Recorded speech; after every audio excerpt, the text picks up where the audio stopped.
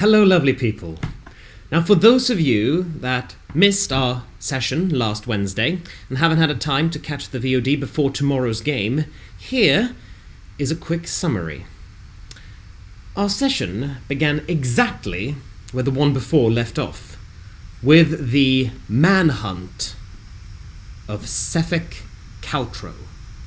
Baroth, Tonach and Lucius returned to William the Scrimshander's house, where Baroth collected up the traps he made, and Tonach went to check in on Will. Lucius examined the sword the party had taken from Sefek Caltro, and deciding it suited his aesthetic, the bard kept the blade. Meanwhile, Oster, out in the snow with the search party, made a horrible discovery. Not far beyond the gates of Targos, they found a dead body, face down in the snow. Upon turning her over, Oster recognized her as one of the guard and called for help. The snow was heavy and there were no tracks to be seen, but Oster thought it safe to assume that Caltro had left Targos behind as he fled into the wilds. After offering their usual blessing to the dead, Oster returned to town, where they reconvened with the rest of the party, and found that they'd all been summoned by the speaker, Neth Maxildanar.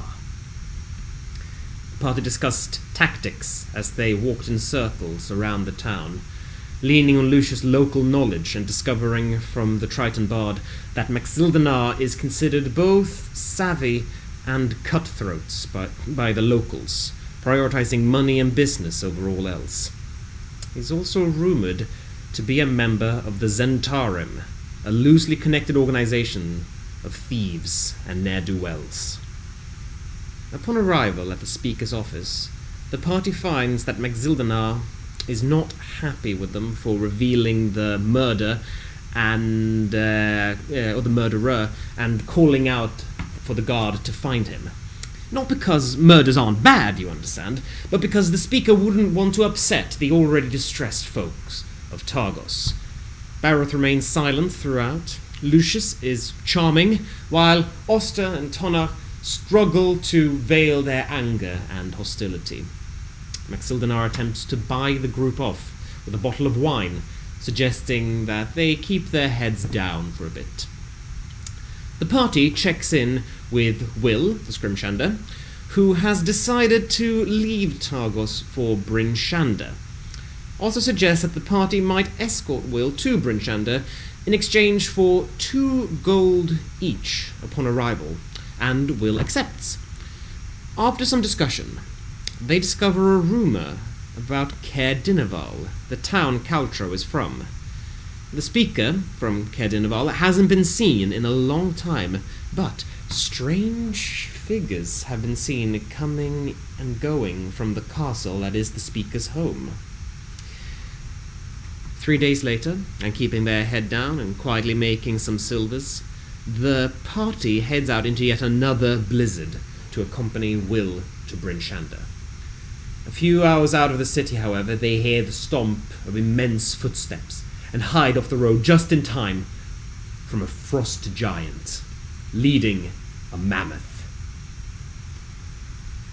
They don't hide very well, however, and are found by this giant, only managing to pay him for their lives in many of Will's remaining scrimshaws. The giant warns them to never let me catch you in giant lands again, and leaves. The party runs much of the remaining way towards Bryn Shander.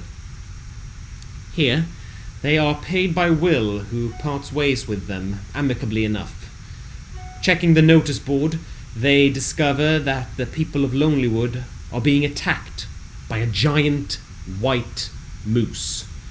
And Oster, having lived in Lonelywood for some 6 months, desperately wants to help. The party heads out north across the tundra, not taking the longer route by road, where they encounter a strange woman leading a walking tree upon the ice. She is dark-skinned, with startlingly blue eyes and a vaguely elvish look to her.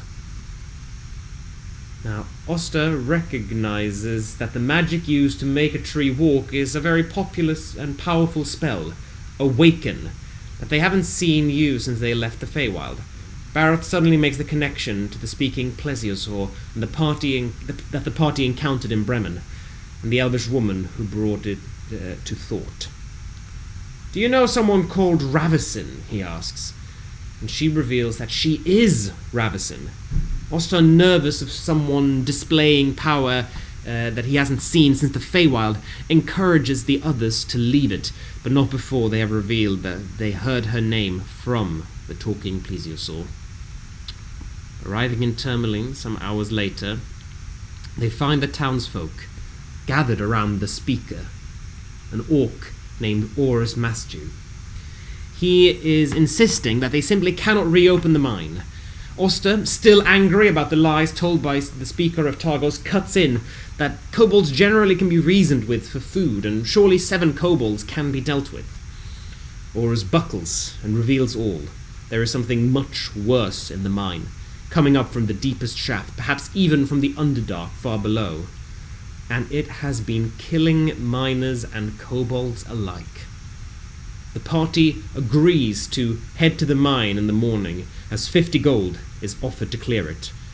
Barroth reassures Oster that they will make it to Lonelywood as soon as possible. Upon arrival at the mines, Oster attempts to call for the kobolds in Draconic, with no reply. The party explores deeper, finding many strange, dark spaces, until they arrive at a bucket lift to a lower level, which must be descended one person at a time. Barroth goes first, then Lucius, then Oster, but as Oster is descending, something rather strange happens. Oster, who doesn't have dark vision, has decided to descend the lift with their eyes shut, sat down in the bucket, and as they are in this pose, holding their head between their hands, they see a purple light below them, glowing several feet below where they imagine the bottom of the lift would be. As they see this hallucination, they also hear a tense, mechanical note in their mind, and hit the bottom of the lift, emerging into the light magic cast by Barroth. Oster is visibly shaken, but does not explain, and they send the lift up for Tonach one last time. But as Tonach is descending, they look up to see a small, red, draconic face, and a kobold cuts the rope of the bucket lift, causing it all to fall, Tonach included. And that is where we will pick up tomorrow at 6:30 p.m. for the next episode of Icewind Dale, Rime of the Frostmaiden. Huge thank you to Oster, or Izzy as they are known in real life, for writing that. You can find their info, their contact, their social media in the description below. Thank you so much for tuning in. We will see you tomorrow for a new episode. Bye bye.